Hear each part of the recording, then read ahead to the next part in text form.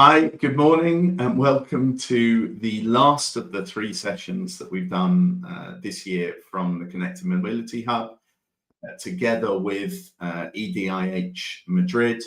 I'll give you a quick explanation of what those 2 entities are, and then talk you through very quickly how we're going to run the session today. So we're the Connected Mobility Hub, which is an association focused on supporting smart mobility startups, mainly from Southern Europe, but European smart mobility startups. We've been doing this now for about 8 years, and on a regular occasion, we do these investor matching sessions where we put together a smart mobility investor with 5 or 6 smart mobility startups.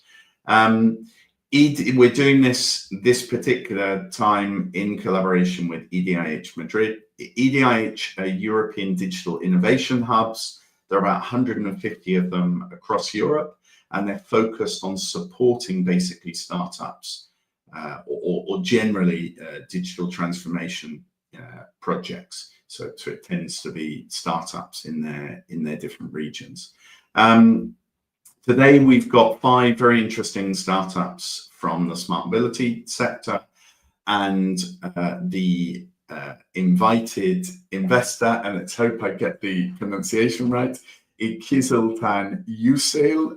He'll tell me if I've got it wrong now, who will be introducing himself just now. I'll bring him on screen, and then we'll start off with the startup. So each startup will give their pitch, and they have 4 minutes for the pitch. There's then 5 minutes for questions from Kiziltan and from yourselves. So if you're interested in making a question to any of the startups, please feel free to comment it in any of the platforms you're connected, probably LinkedIn, and I'll put it up on screen, and I'll make sure that the startup answers it. So without more ado, I will bring on Kiziltan. And Kiziltan, it's all yours to present yourself. If I got the pronunciation wrong, I'm very sorry. And if I got it right, then feel free to congratulate me.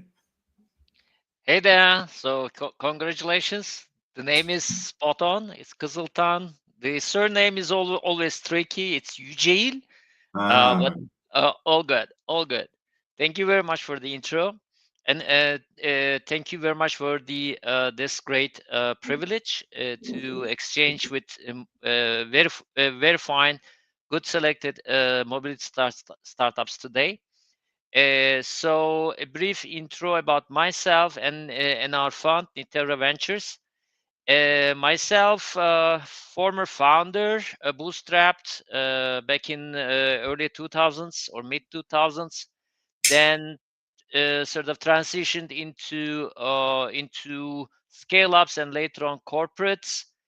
Did my time as product manager along those years, and in 2 companies in a course of 7 years, I did work on smart mobility, connected mobility projects in regional setting mostly. Then came to Germany like 3 years ago, and since then until last year, I was continuing to execute as a head of product, basically. So I have product and founder hats. And since last year, I joined Niterra Ventures, which I will briefly explain in a minute, as a venture builder. That is to build ventures for the company, internally incubated or with external founders. And within this year, we transitioned from venture building into venture investment. And that said, we only invest in mobility, energy, industrial automation startups in these domains from C to Series B rounds. And academically, I'm an engineer. I'm an environmental engineer. So I have a couple of hats to that angle as well. And with regard to Niterra Ventures, Niterra Group is well known with the NGK spark plugs. It is based The HQ is in Japan, and we are tier 1 spark plug providers and oxygen sensors providers to the automotive industry for the last 90 years. I call us proudly as the Coca-Cola of spark plugs, 60% global market share. So very established company, very industrial manufacturing background, global operations in all continents. Yet then the core business is depending on combustion engine. So that's why a couple of years back, the company decided to form Niterra Ventures organization. This organization runs a fund of 100 million USD. Up to this point, we have been iterating in both modes of operation as well as the investment hypothesis as well. The changes in mode of operation I kind of mentioned: venture building, venture incubation, co-creation, and recently we do strategic investments. And strategic investments translate into a future prospect that we want to sort of validate or at least observe with the startup that we can fully acquire in the long run. So we want to operate our ventures organization as a lab that we can find and found the future business pillars to the company. So I mentioned about the domains: mobility, industrial automation, and energy. And this leads to our investment hypothesis on the new paradigm of geopolitics, the industrial automation becoming more reshoring, the supply chains being shifted, and of course, with the new supply chains, there comes a new industrial manufacturing paradigm, which is much more automation assisted and naturally AI. And our ticket sizes range from $250,000 up to 3 or 3.5 million. And we generally, as a typical CVC, we generally follow rather than lead. But regardless, so just to give a heads up to the founders, which may not be within this investment range, we always connect with startups because we want to sort of at least help them out with forwarding to other investors, which might be much more suitable. And of course, it's good for long-term follow-ups. Yes. Perfect. And it's both software and hardware, correct? It is, yes, good point. It is predominantly hardware, but where there are angles where it's a hardware software integrated solution, or a very strong unique software that provides assistance to hardware or manufacturing, we may also consider investing, but mostly hardware. Okay, perfect. All right, well, Emilio has just been able to connect from Rabat Airport. He was having problems with customs, he said. So I will bring you online, Emilio. Hello, Tom. Hi, and if you could start sharing your screen, then we'll jump straight into it. You've got 4 minutes for the pitch, and then there's 5 minutes for Q&A. Okay, perfect. I'm going to share the screen.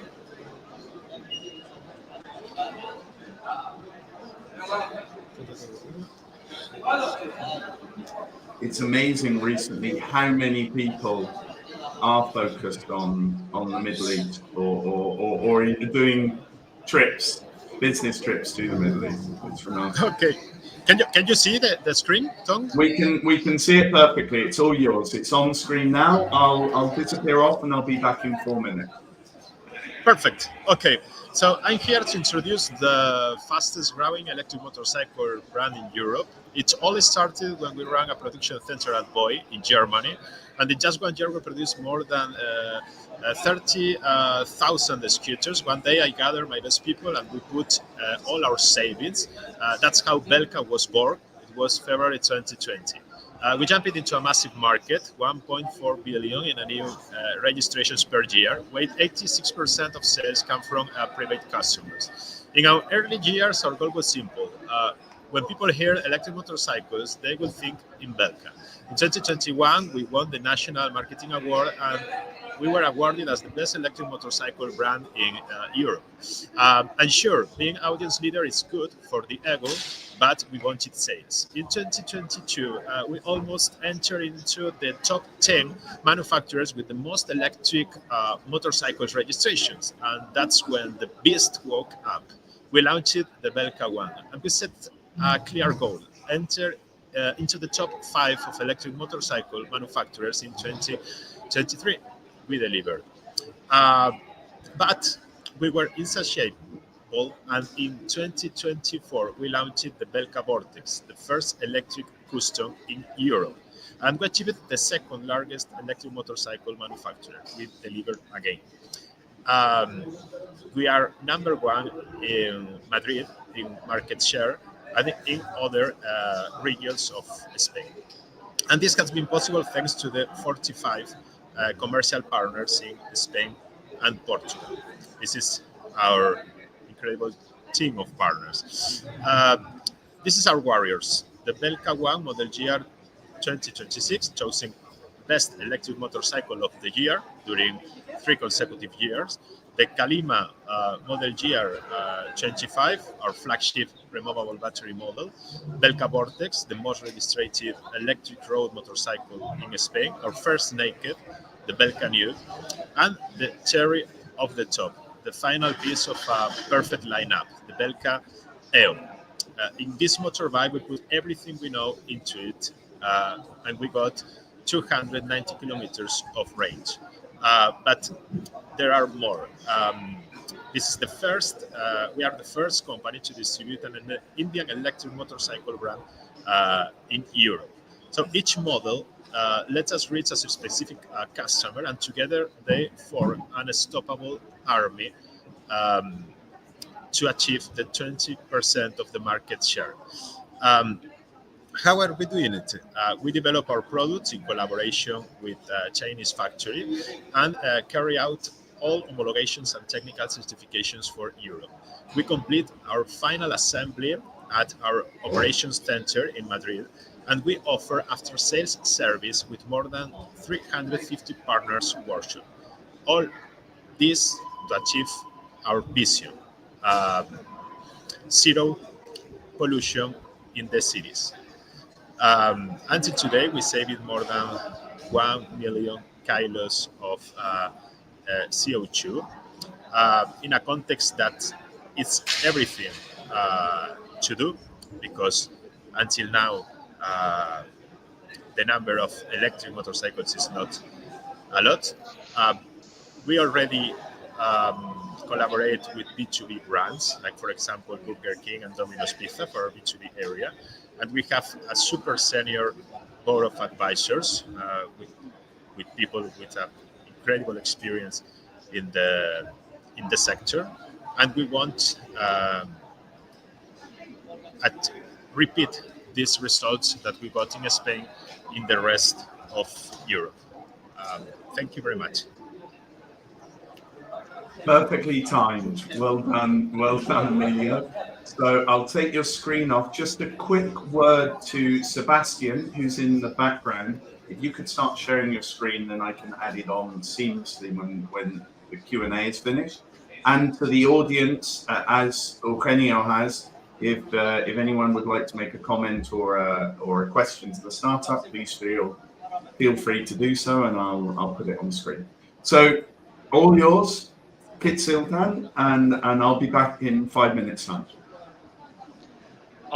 Well, first of all, congratulations. Thank you. So when are you building your venture fund? Our venture fund. Just joking. So you seem to be already have captured your market in a very challenging space. I know it's a very hard road to complete and even become a market leader, to build the brand, to complete the scaling up. So what are your next steps, and what do you need to achieve them? Yeah. So during the first 5 years, we were focused to achieve the 10% of the market share. We got it. We have right now the 13% of the market share. And to be profitable with the market that we have right now, we have to achieve the 20% of market share. That is the same numbers that Yamaha or Honda have in fuel motorcycles. After that, we have expansion plans to repeat the unit economics that we are going to achieve in Spain, in France, Italy, and Germany. France will be the first chapter of our expansion because it's the market that behaves more similar to the Spanish one. So, with how many rounds did you finance the non-profitable scheme of growth? The number of financial rounds, you mean? Mm-hmm. The first round was in 2020. It was 1 million raised by Crowdcube. In 2021, we raised 2 millions through Crowdcube as well. And in 2023, we raised 4 millions in equity crowdfunding led by Cezigue Ventures. So totally, yeah, we raised like 7 millions in dilutive and not dilutive rounds. And by the time, so when you will be profitable, what will be the time span from foundation to profitability? Profitability achieved when we invoice 4 millions of euros. And right now, this year, we're going to close with 2 millions 800,000. We are the brand that grows more in the market. But the problem is that in the last 3-4 years, the market was in a consolidation phase, and the number of registrations of electric motorcycle didn't change in the last 4 years. So, in this scenario, we are playing right now. And the good thing is that there are a lot of electric motorcycle brands that are just quit because they don't performance in terms of growth. And right now we are in a moment to get a very important market share that we believe that is going to be super interesting for the traditional brands when they are gonna want enter in a serious way into the market. Final question: is the regulation and the subsidies with regard to electrification of mobility? Do you see further opportunities or a extension of this recession?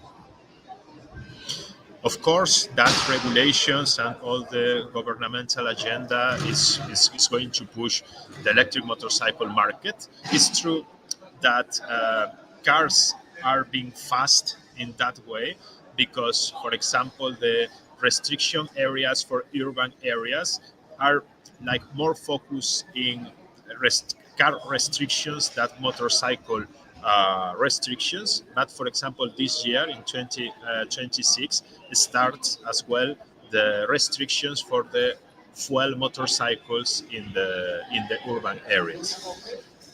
Okay, thank you very much. Thank you very much. Wonderful. Thanks for that, Emilio. Kiziltan, I was just thinking, being a Japanese tier 1 provider, you probably have good connections to Honda and Yamaha venture arms. I'm sure Emilio would be delighted if you were to make an introduction to them. Of course. There would be a great fit. Yeah. Yes, definitely. So let's keep connected and send me what you need, and I'll try to fetch that. Perfect. Amazing. Right, well, thank you very much, Tom. Thank you very much. Have a great trip, Emilio. Good luck. Bye-bye. And I'll bring on Sebastien. Thank you very much for sharing your screen in advance. And I'll be back in 4 minutes, Sebastien. It's all yours. All right.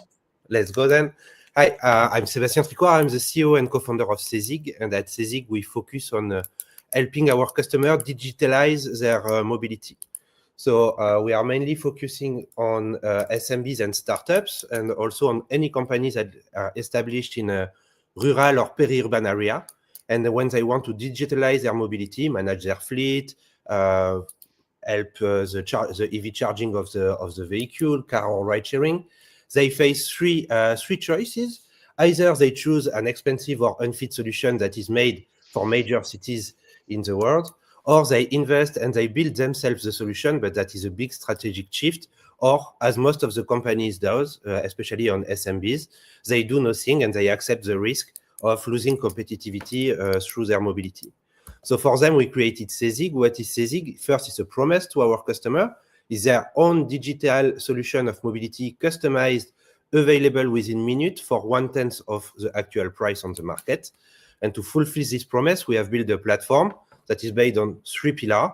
First pillar, which is a customization pillar, design, where you can build your app without any knowledge of code, data, or design. You just assemble the different modules. Then we have the second pillar, which is what we call a mass of mass, where we gather the data from public, private, and community space. And we unify this data and we transform it in functionality you can, in few clicks, implement in your own application. And the third pillar, which is a proprietary code generator that is not based on the existing LLM, and that allow our user to generate application on both web, native mobile, and inside the vehicle, allowing Cezigue to propose real door-to-door mobility solutions. Just for you to visualize a bit more, we have created white-labeled apps that, let's say, fulfill 80% of the market needs. You have fleet management, POI management, or EV charging management solution, driving assistance, car and ride sharing.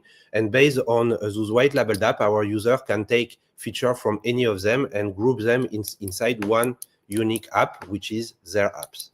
And we already have customers, so this is a lot of number focused mainly on the right column. That's the reason why the customers are coming with Cezigue. First of all, we are able to deploy their own app within 1 week.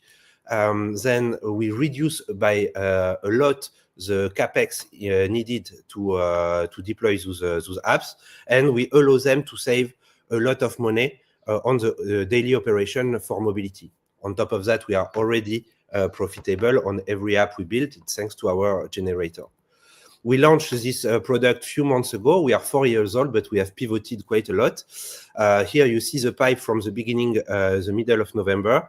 It's growing very fast on topics such as fleet management, territory mobility management, events, logistics, and so on. And we see this pipe growing and growing, mainly in Africa, Eastern Europe, and France.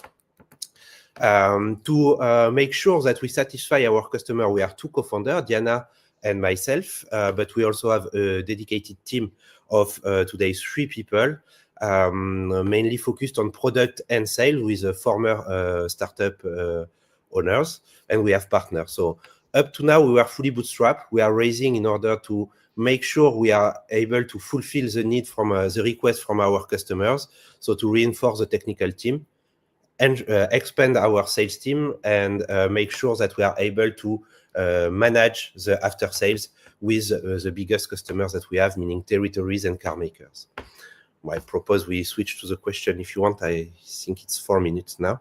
4 minutes, by the way, which is the time you need on Cezigue to build your own app and be able to release it on the store. Thank you very much. Absolutely perfect. Thank you very much, Sebastien. Just a quick reminder to the audience, if you want to launch questions, feel free to put them in the comments. And to Mark from TOURMIX, if he could start sharing his screen so that it's seamless when we move to him. Kiziltan, it's all yours for questions. I'll be back in about 5 minutes time. Hi, thank you very much. So it sounds like it's too good to be true. So would you just try to dig a little bit deeper on? I understand that it's a product development platform for mobility IT teams. But so what are the medium that these products are launched? Is it like mobile apps? Is it like in-car dashboards and so on? So you can, when you generate your app, you decide which feature you want on which medium. You have every time a back office on the web that allows you to monitor and manage the operation of your app. Then you have the native mobile app, so on iOS and Android, and you are also able to deploy some features inside the vehicle. Inside the vehicle. This part has been developed with Renault Trucks for the drive assist, for example. And for now, we are mainly compatible with Android Auto, Android Automotive OS equipped vehicles, soon Android Auto and Apple CarPlay. And we are also able to work with car makers to make ourselves compatible to their own version of the OS that they want. And with regard to these connected vehicles solutions like vehicle tracking and so on, so some of them have particular IoT devices. So do you provide connectivity to them as well? Yes, so that's the second pillar with the mass of mass. We are working with several suppliers. Some are dongles provider, and we are also able to get some data from the vehicles from time to time. So depending on the needs, we are able to do both. So what is the use case for these apps? Because in the ideal world, how I can imagine that it's more like B2B2C or B2B to end user, basically. So and these OEMs will have to test it out very heavily, right, before it reaches the end user. So how does it work? So our main users, they are not OEM. We are selling to OEM, but that's a separate branch of the company because they use Cezigue as a digital app studio. But our main user today, they are fleet managers, for example, who want to have access to the data of the vehicle, pass the electrification. And thanks to the Cezigue app, they are able to have within a week a fully working solution for a very low price, 5,000 euros. Plus subscription. We have also last mile logistics. So we have the last app you had, a white label app was a Uber or Deliveroo white labeled apps where you have two apps, in fact, one for the customer and one for the driver. What do we have? We have some startups that have used Cezigue in order to propose a universal charging solution independent on who is the electricity provider. And you are able to not only find the charging station, but also to pay directly with the app. So those are the users that we have today, and that's users that couldn't have offered themselves a regular solution because they have either very small fleet or they are in area where the digitalization is not very advanced. And they didn't know about all the opportunities. So we also go along with our customer in order to support them with all our network of suppliers to find how to electrify, to optimize their cars, to share more the vehicles, to launch a campaign for their employees to share the drive, share the cars, etc., etc. And just a very quick one. So in terms of many of the IoT-based fleet managing software providers, they have the cloud that is interfacing with their customers, and they have the IoT devices. So how do you sort of work out with that kind of competition, because they have the digital stack? Yeah, what we do is all our suppliers, they are unified in our backend. So we not only unify, for example, all the provider of dongles, we also unify in the same area all the provider of parking, of charging station, and you find everything there. And it's standardized to be available always the same way to our user. And our user don't have to commit to one of the suppliers. They can also have mixed fleet of whatever device or suppliers they want. Thank you very much. Thank you very much. Thank you very much, Sebastien. I'll let you go, and I'll bring on Mark from TOURMIX. And thank you for sharing your screen in advance. And I'll disappear off, and I'll be back in 4 minutes, Mark. Good luck. Great, thank you. I hope my screen is visible for everybody. Yeah, basically we at TOURMIX, we make more connected greener cities with Gen Z delivery service. The main problem we have realized in the last years is that cities have regulations which are getting more strong. These low emission zones, zero emission zones. That's causing problems for the traditional delivery companies to serve on these areas. And on the other hand, there is the customers who really want flexibility and convenience, and that's difficult to do for traditional delivery services. And thirdly, what we see that's just topping on the cake, the driver shortage. So what we made is we made a platform available for mainly Gen Z students and delivery people to use the already existing capacity in cities to give a greener and more customer-centric delivery service. How it works, it basically connects with the traditional delivery systems. So they pick up the parcel from the e-commerce stores, they give it to us on drop-off locations, and as you can see on my screen, you don't have to go around the city with delivery vans or e-scooters or whatever. We do it with the existing resources, with bikes, food, or public transport in the city. That means there are no added vehicles in the city. So basically, our product seamlessly integrates to the traditional logistic players. It can be any big player in the scene, and our system takes over from here, and we deliver with our AI-powered system. We always find the perfect fit for the parcel. So basically, we deliver whenever the customer wants it. It can be in the evening, it can be in the morning. So a customer-centric green delivery service, what we offer here. If you want to compare ourselves, it's just really quickly, but basically it's about the cargo vehicles, and these solutions are now really popular. And then there are the traditional services who try to solve their last mile.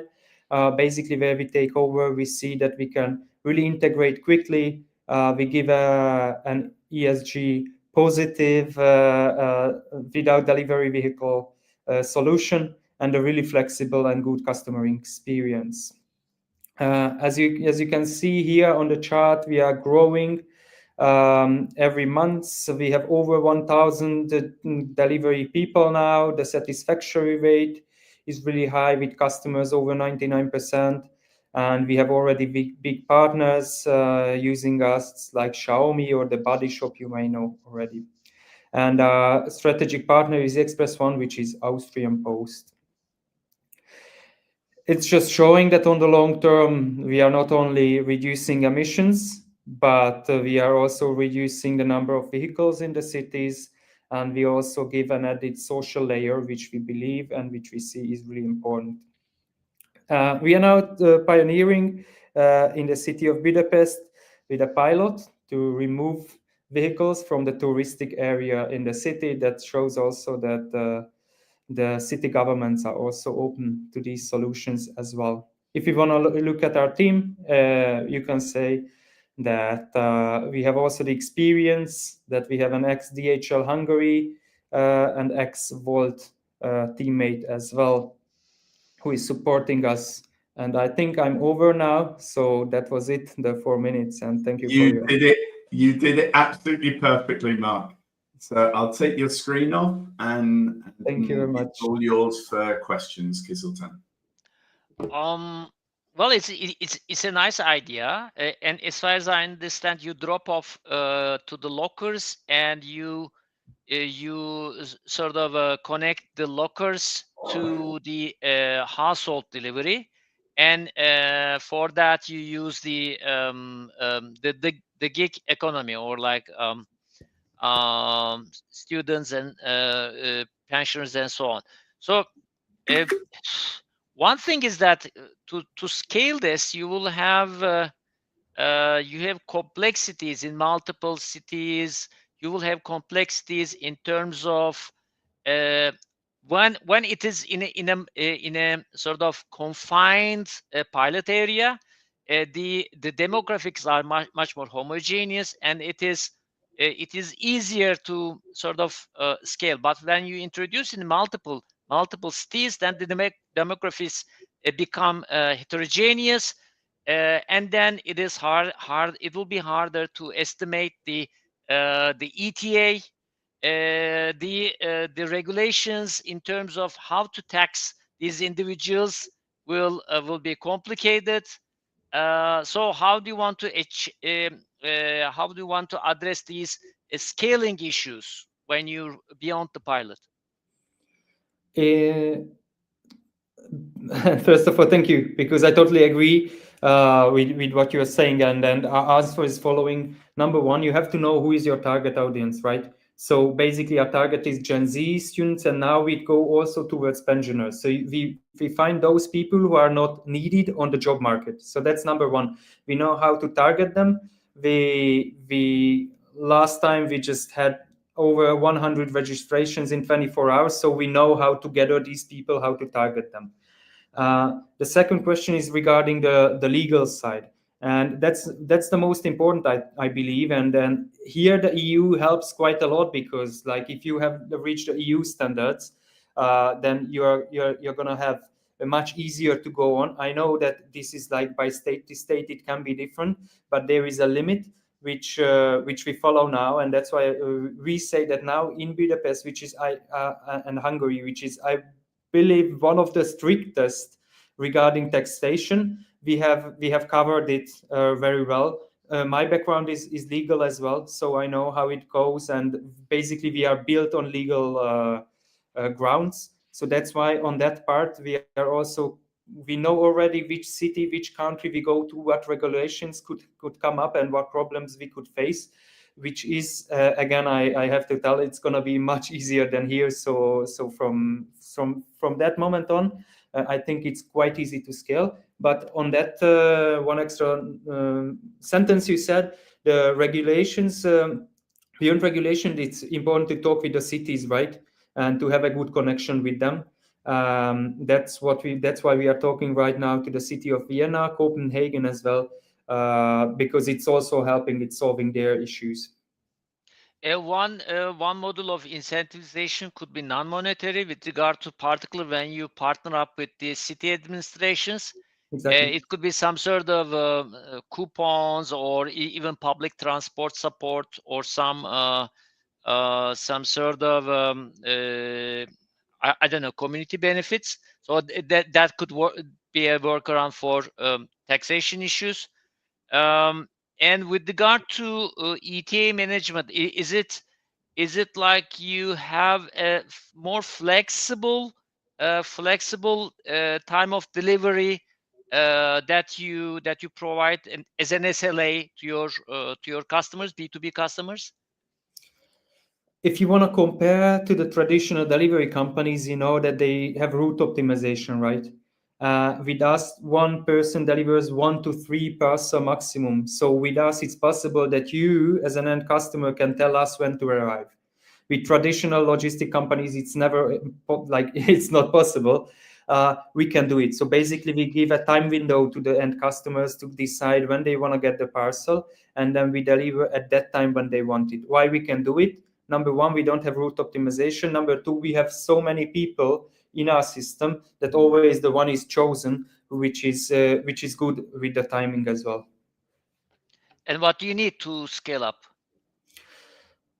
Basically, what we are now at the edge of scaling. So we are now fundraising, and what we need is, for number one is money. Number two, we are already in talks with the cities and other logistic companies. So I would say money to go to next cities to prove. Thank you very much. Thank you very much. Brilliant. Thank you, Mark. So I'll take your screen and add in Tanguy from ZYON HELMETS. Tanguy, all yours. I'll be back in 4 minutes. Thank you, Tom. Can you hear me? Can hear you fine. Okay, cool. Let's start. So just before starting, I'm just going to ask you one super simple thing. It's, can you all breathe in, breathe out? Right now, you may haven't noticed, but you just breathe a lot of air pollution, toxic gases, allergens, fine particles, and much other components.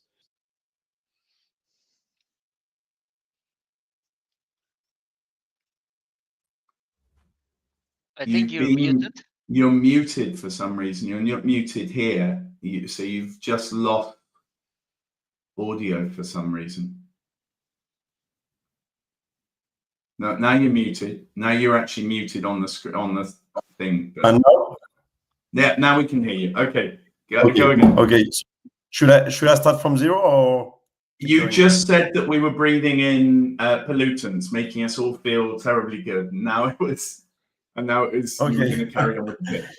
Okay. So let's keep going. So yeah, I was saying that we just breathe a lot of air pollution, and today the air pollution is the second cause of death worldwide, according to the World Health Organization. Sorry, but do you know who is the most exposed? Actually, it's me here on the screen, the motorcyclist. I am really exposed because I am behind trucks, cars on the highways, roads, and streets. And if you're a motorcyclist, you're gonna truly understand me. If not, it's normal because the cars have a mandatory air filtration device. Having a look at stats, it's alarming. We, motorcyclists, are 100 times more exposed than car drivers. I repeat, we are 100 times more exposed than car drivers. And concerning allergies, they are like stronger and stronger each year due to climate change. I am Tanguy Uzel, the founder and CEO of ZYON HELMETS, and this is the safest helmet on the market. Why the safest and healthiest? Because we have patented the Breathe Safe system technology that protects motorcyclists from air pollution and allergens.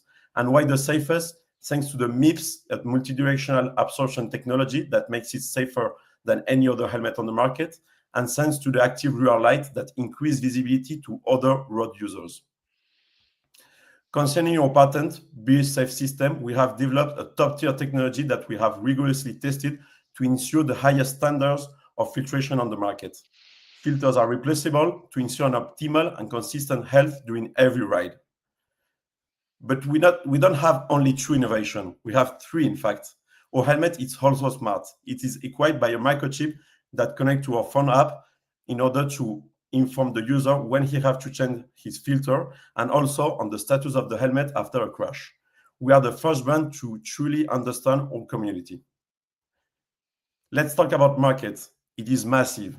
It is simple. You can go to any city of the world and you're going to see a motorcycle on the streets. And the need is urgent. In Asia, the most polluted area of the world, people wear face masks before helmets. Our business model is based on two revenue streams. The first one, B2C, is the sale of motorcycle helmets and replaceable filters, but we are also opening a B2B business line. We are licensing our Breathe Safe system patent to other helmet companies. Right now, we are closing a big deal with one of the biggest helmet companies of the world. The key of ZYON is the team. Here you can see the founding team, the key engineers in ZYON, and also the key advisors. We bring expertise from MotoGP industry, Formula One industry, and also big companies like Audi, Yamaha, POC, and Shark. We bring together a unique value of engineering, marketing, design, and talent. We started this venture 2 years ago, doing a first funding round of 200K that allows us to develop the final concept and patent the technology. And since 1 year, we've been working on the industrialization of the product. We are finishing the production line now and planning to do the go-to-market next year in 2026. For that, we are raising 1.5 million in equity. We have already secured 1.2 million in convertible notes, and the funds will be destined to manufacturing and go-to-market. That means team and marketing. So as you can see, ZYON has a clear mission, is to innovate in the motorcycle industry. A helmet hasn't seen any innovation over the last decade. And now we want to do like Dyson did, but with the motorcycle helmets. So it is your time, make your move, right on with ZYON. Thank you. Brilliant. Thank you very much, Tanguy. So I'll take off your screen, and Kiziltan, all yours for 5 minutes, as with the others. Thank you very much, and thanks for mentioning the B2B2C model, which is patent licensing. If you haven't mentioned that, I would have many other questions, so thanks for saving the trouble.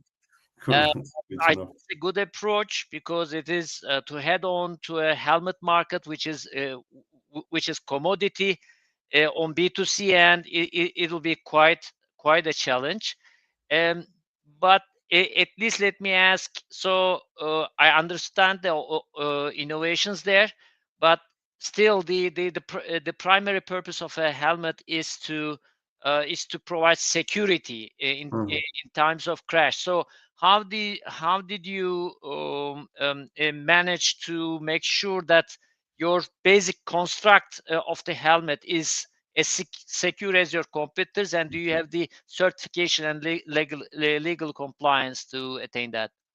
Yeah, it's a good question. Actually, as I said, I'm a motorcyclist, and I always said, like starting ZYON, that I would never buy a helmet that filters out air pollution if I'm gonna lose in quality, weight, and also safety. So that's why we decided to do the whole helmet brand, not only like the patent for the helmet brand, because we had like other ideas and innovation that would increase the safety of the helmet. And in fact, we are always saying like ride safer and healthier. So we are also increasing the safety, and that's increasing like with 3 things. The first thing is the MIPS multidirectional impact absorption system, that we are the first brand with a road motorcycle helmet to have it. Then the active rear light. There is a study that demonstrates that more than 80% of accidents between motorcyclists and car drivers are due to a lack of visibility from the car driver. So we are increasing the visibility. And then the last thing is the microchip that informs the status of the helmet, because a helmet has an end life. And today people doesn't used to know it because there is no information on that. And with this microchip, we are able to inform when the helmet is useless and you have to change it, and also when we have to call the emergency in case of a big crash. I see. And you also have the required product certifications to reach the market, right? Of course, you have 2 major homologation in order to market the helmet in more than 90% country of the world. It's the European one that is called ECE, and the American one that is called DOT. And our helmet is designed to pass those 2 homologations. So with these additional innovations at hand, how does the price competition look like on the B2C end? Actually, yeah, that's another strength of ZYON, is that we are starting only on D2C from our website. So we are not that critical with margin than with our competitors that are based mainly on B2B2C, on retail. Like most helmet brand doesn't have any e-commerce. So in that case, we are able to maintain the same price as the direct competitors with more innovation. Our helmet, it's expensive to produce, more expensive, sorry, to produce. But in this case, we are keeping the same final price, that it's 800 euros for the first range, because then we want to expand to a low-cost range also for countries like China and India and other countries. But we are able to maintain the same price as the direct competitors. And when you complete the round and receive the money, what will your revenue stream look like after that? After you complete the manufacturing line, So, and when do you want to achieve profitability? yeah, so the funding round started 1 year ago. So the 1.2 millions that I mentioned, we already received it through convertible notes and allow us to make the production line, like the production line on the factory. And then we are starting like the manufacturing in February of next year, planning to go to market in September of next year of 2026. And the plan is to sell 3,000 helmets for the first year. We already have like more than 4,000 reservations. So we have more reservation than capacity for next year. And with that, we are reaching the break even, like with a positive EBITDA the first year. And then we plan to scale with B2B and B2C. And we plan to reach more than 30 million of revenue in 2029, so in 4 years, with more than 30% of EBITDA. Thank you very much. Brilliant. Thank you very much. I will let you go. I've got a really funny feeling that even though we see ourselves, we see my video here, it's not being seen on LinkedIn. I just went to LinkedIn, I couldn't see it. So apologies for those of you that see me as a black rectangle, because I can see myself here and so can the rest. I don't know why that's happening.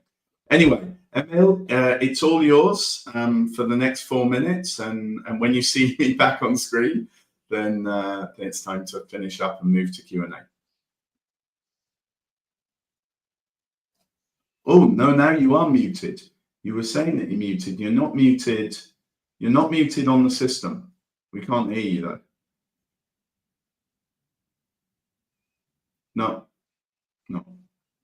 Can't hear you. You're not muted by the system, though. It's something to do with your computer. Or the connection from the headphone, maybe? No? As soon as we hear you, we'll tell you. No? Wait a sec. Say something? No. I heard something a second ago. It sounded like you were breathing in. No, we can't hear you.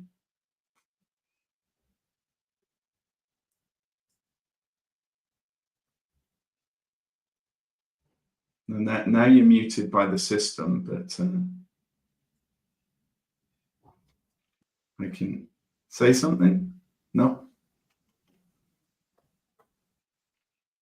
It's not just me, right, Kiziltan? You can't hear him either, right? No.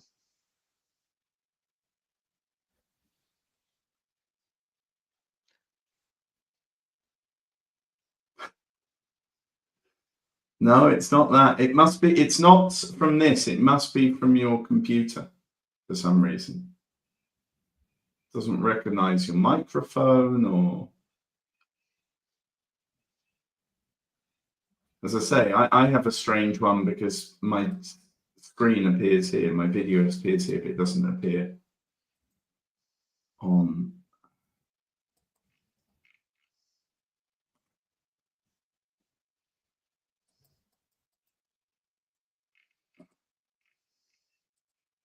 No, we still can't hear anything.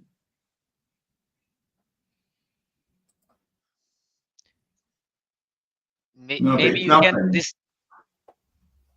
maybe you can disconnect the microphone, the headphone, and try.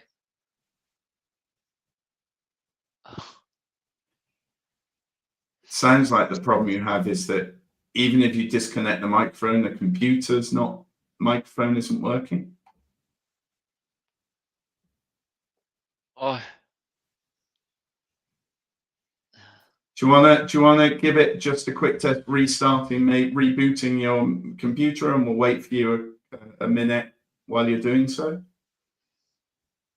You know how that tends to resolve 50% of problems.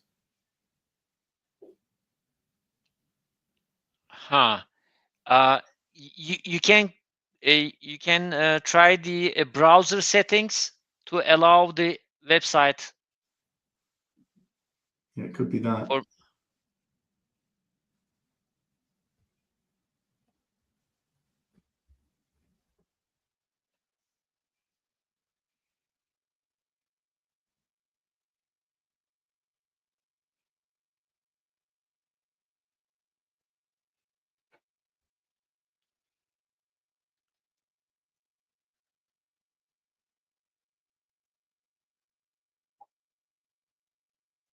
Mhm.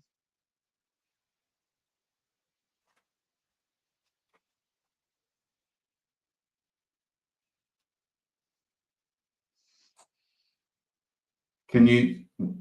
Okay, in a second we should hear you then when you come on board. That then worked, didn't it? Okay, let's try with the second you. Can you hear? Yes, that one worked. But wait a sec. It now says it's not. Oh, what? He's now disappeared completely. It says.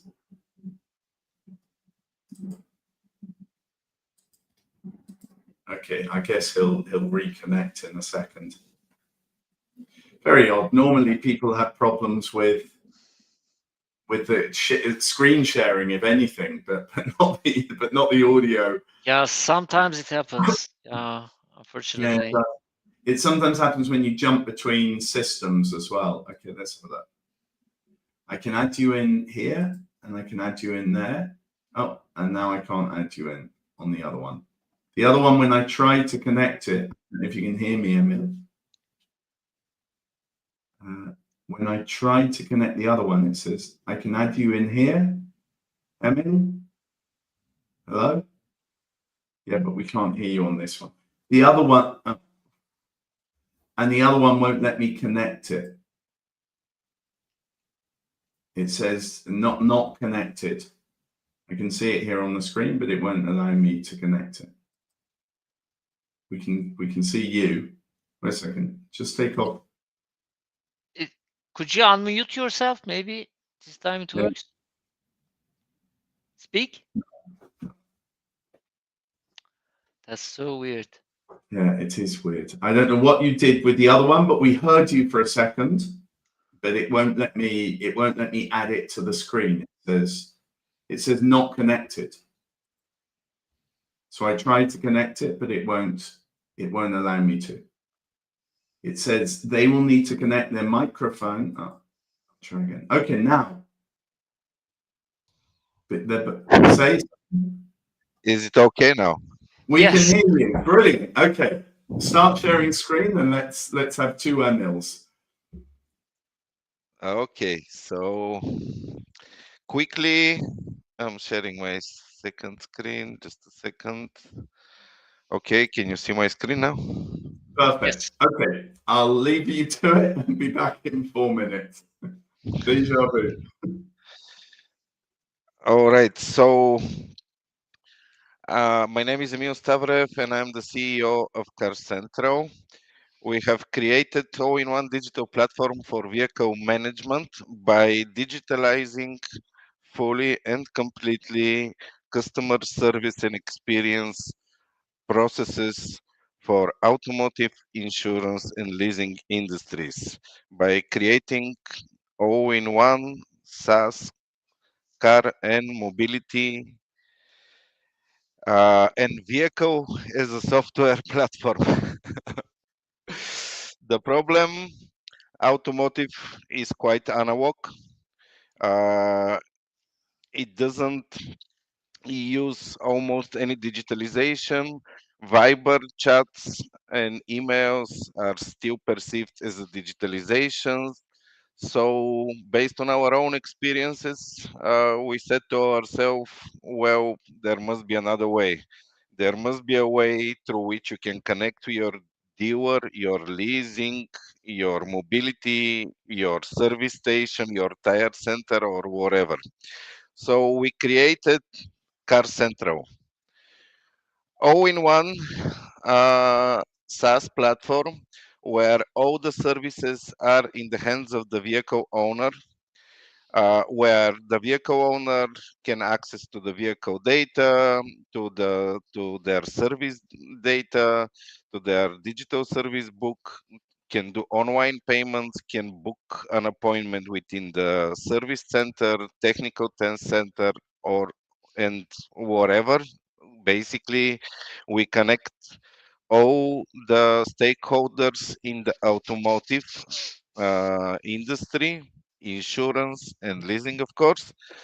The ecosystem connects large corporate fleets, large leasing companies, and private users, and many service providers to our platforms where they communicate, interact, manage their fleets, services, and operations in a completely digital way. The business model is based on the fact that every business must pay a license in order to use the ecosystem and connect with the other players. With the number, of course, what we have additionally is the exponential network effect, or the so-called multiplier effect. So every leasing, every fleet is bringing between 6 and 10 additional licenses and businesses to the platform, simply because they want completely to digitalize their interactions with them. So ticketing system, digital acceptance protocol, online payments within the platform as well, and in the hands of the end user, of course.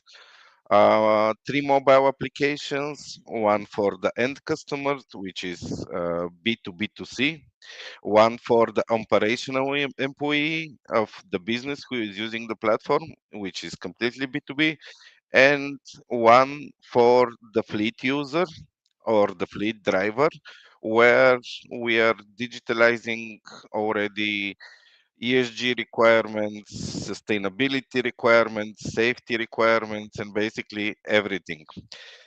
The market potential is huge. I'm not gonna go into details, but everybody are familiar. We are talking about automotive.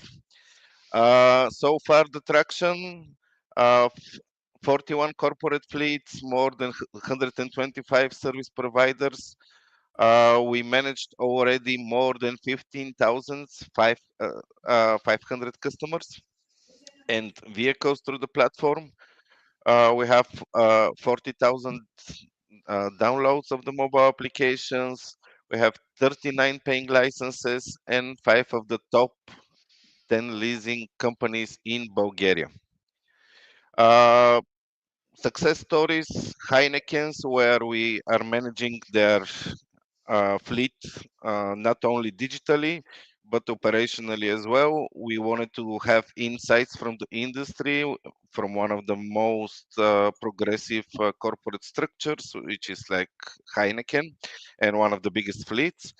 We achieved like 70% cost savings impact only for the first year. And for the second year, we'll have even higher cost savings, simply because through our platform and our tools, they can run the initiatives which they want. Porsche Mobility and Avans are the other two leasing companies which are currently offering door-to-door services as part of their leasing plans to their customers. They already outsource their customer service experience to a third-party vendor. So, for example, tire centers and some Emil, I'm going to cut you off there because we've gone way over the 4 minutes. You can go through the rest in the Q&A. So all right. Yeah. So thank you for that. So all yours, Kiziltan, and I'll be back in 5 minutes. Thanks, Emil. So let me try to understand the return of investment for your customers. So it's like 5,000 euros average per month, is it? For your enterprise customers that they pay? So the enterprise customers, based on the amount of licenses. So they're using the platform. Then by using the platform, they can distribute the different solutions to their vendors and fleet customers. So far, the biggest success that we have is with the fleet management module, where if the leasing company is a customer of ours and use the platform, they can distribute the fleet management solution to their customers. They can also distribute their platform, the platform, to their vendors. So instead of working on analog as they're doing now for the door-to-door service requests, for servicing the customers and so on, through our platform, everything happens in one place.